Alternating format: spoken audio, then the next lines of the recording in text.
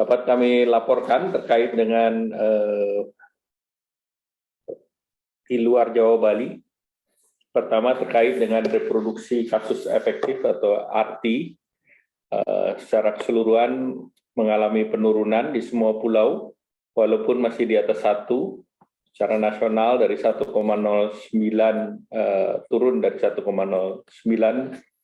Kemudian di luar Jawa Bali, Nusa Tenggara 1,14, Maluku 1,09, Kalimantan 1,07, Sumatera 1,06, Papua 1,06, dan Sulawesi 1,05. Nah, dari konfirmasi harian, kita telah lihat bahwa per 13 Maret, jumlah kasus harian sebesar 3.986, dan sudah jauh turun di puncaknya 3 Maret yang lalu sebesar 13.118 kasus.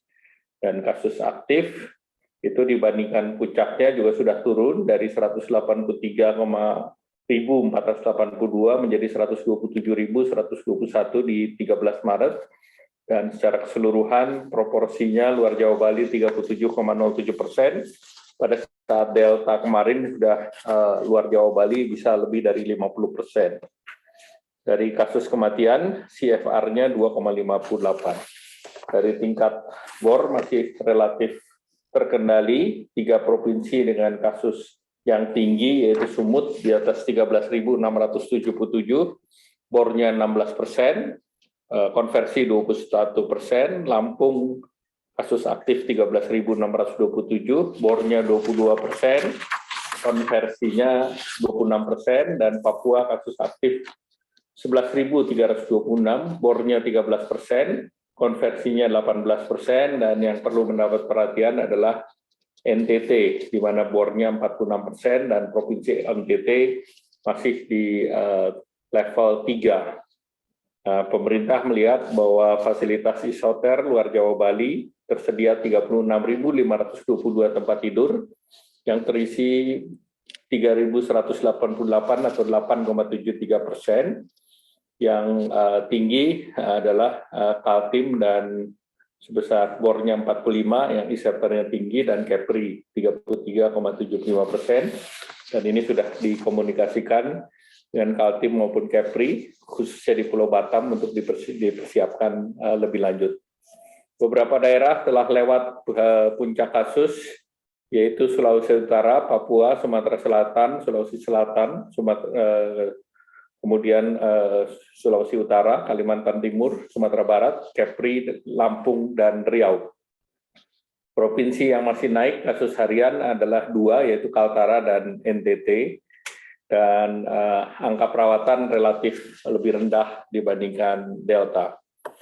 Capaian vaksinasi luar Jawa Bali secara nasional masih ada 2 provinsi yang capaiannya di bawah 70%, yaitu Papua Barat dan Papua, di mana dosis 2, 5 provinsi yang capaiannya di bawah 50%, yaitu Sulawesi Barat, Maluku Utara, Papua Barat, Maluku, dan Papua. Sementara untuk booster, seluruh provinsi luar Jawa masih di bawah 10%, sehingga ini perlu diakselerasi. Terkait dengan lansia, masih ada 6 provinsi yang di bawah 60%, dosis pertama, dan dosis kedua, 24 provinsi di bawah 60%. Kemudian diusulkan perpanjangan PPKM 14 hari ke depan, yaitu 15 sampai 28 Maret, PPKM level 1 menjadi 18 kabupaten kota, PPKM level 2 menjadi 168 kabupaten kota, dan PPKM level 3 menjadi 200 kabupaten kota.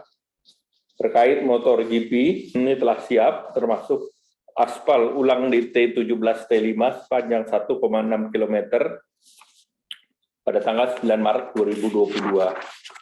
Terkait vaksinasi, NTB vaksin 1 sudah 93,9%, 2 75,1%, dan vaksin 3 4,5%, dan levelnya adalah level 1, sehingga sudah siap untuk MotoGP minggu depan. Kemudian terkait dengan kegiatan ekonomi, PKH telah dilaksanakan di kuartal pertama 100% atau 7,25 triliun.